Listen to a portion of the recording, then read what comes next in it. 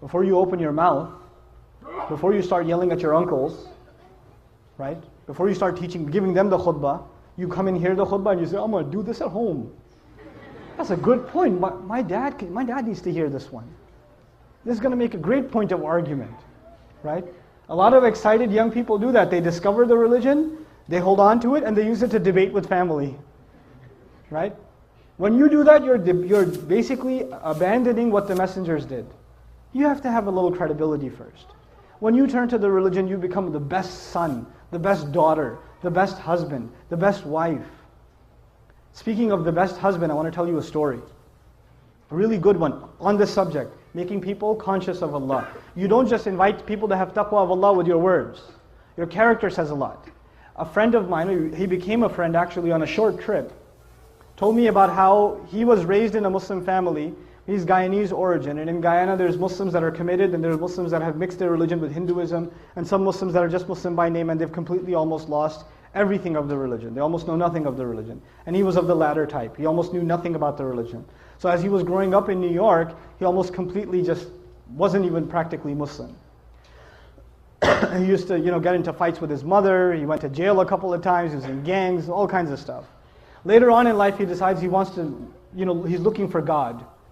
And he knows at least by name he's Muslim. I think his name was Muhammad or something, right?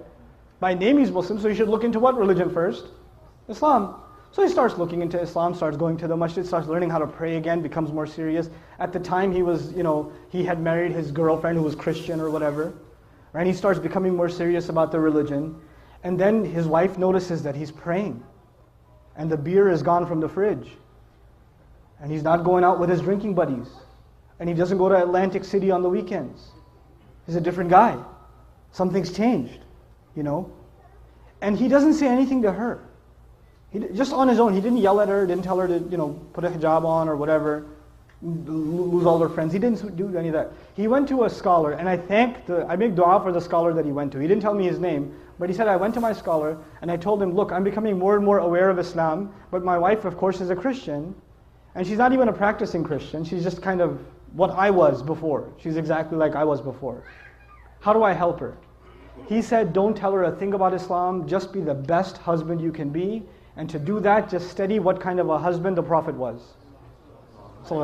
Just do that. Don't worry about what you need to tell her. Worry about being the best possible husband, and that is the sunnah of the Messenger. The Messenger would buy his wife gifts. The Messenger would joke with his wife. The Messenger would spend time with the mother of the believers. The Messenger would praise and compliment the mother of the believers. I'm mentioning that on purpose, guys. He would compliment them. You guys eat the first morsel of food in iftar, like, And the wife says, what? You go, nothing. Right? You drink, some of the Desis here drink the first little sip of lassi. Look, I know the economy's bad, but are we really that short on sugar? Very painful for you to say a compliment. I understand, especially for those of you that come from my original country, Pakistan. For you to give a compliment to your wife can cause an ulcer.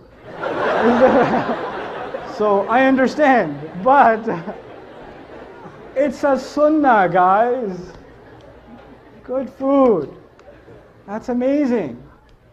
And our wives, the sisters are so used to hearing nasty things from us. Then when we say nice things, they get freaked out. Like if the husband just says, you look really nice today. She goes, what do you want? She gets worried, he's up to, we got to fix that. That's a problem. It can't be healthy.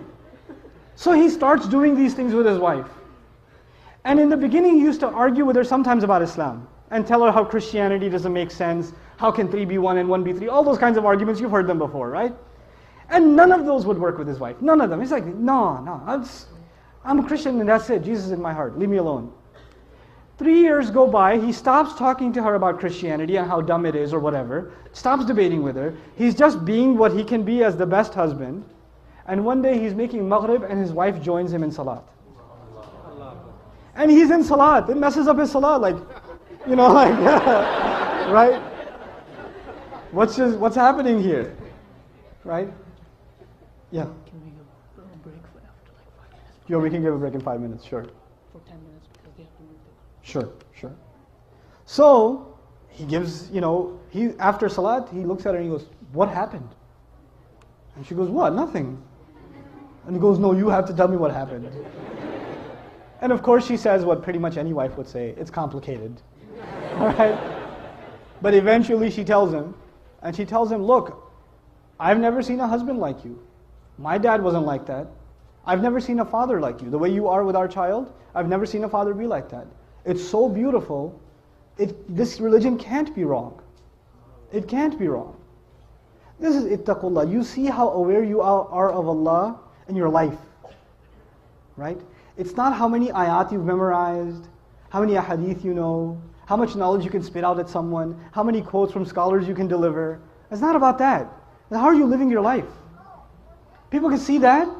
You're calling people to the taqwa of Allah. حَقَّ تُقَاتِهِ وَلَا تَمُوتُنَّ إِلَّا وَأَنْتُمْ مُسْلِمُونَ. And that's the next part. In 5 minutes I have to give you a break because some people have to get their